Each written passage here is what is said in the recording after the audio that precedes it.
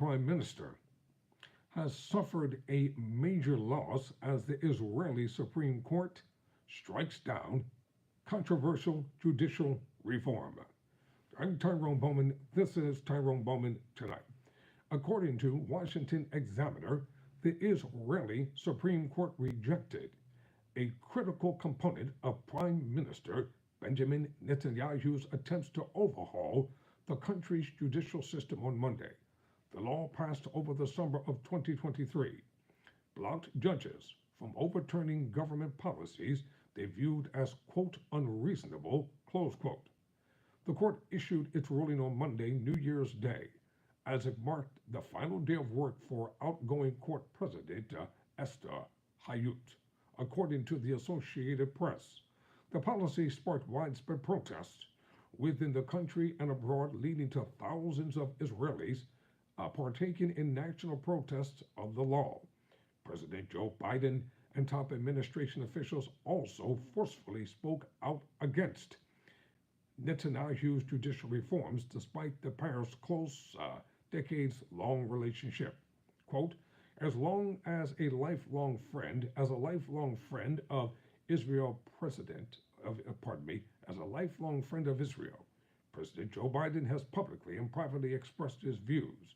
The major changes in democracy to be enduring must have a broad as conscious as possible. White House Press Secretary Karine Jean-Pierre said in July, it is unfortunate that the vote today took place with the slimmest possible majority.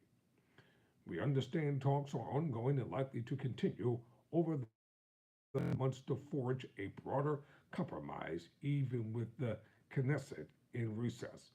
The United States will continue to support the efforts of President Herzog and other Israeli leaders as they seek to build a broader consensus through political dialogue. The Prime Minister and his allies argued the reforms would strengthen the country's democratic system by shifting power away from judges and toward elected representatives. Yet, opponents argued the ploy was an attempt by Netanyahu, who is facing corruption charges, to consolidate power for himself and his allies. Netanyahu's office has yet to respond to the Supreme Court's ruling, but the decision could rekindle political unrest in the country that had been set aside in the wake of the October 7 Hamas terrorist attacks. Israel is rapidly losing international support for its prolonged bombing campaign in Gaza, which the government has undertaken to root out Hamas and other Islamic terrorist groups.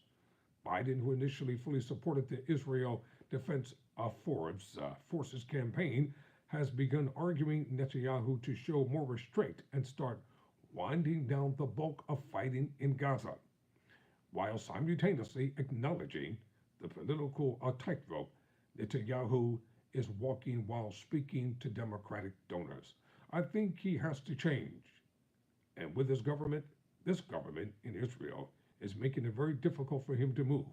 Biden told attendees at a recent campaign fundraiser they're starting to lose that support by the indiscriminate bombing that takes place. I'm Tyrone Bowman. Never surrender. Never quit.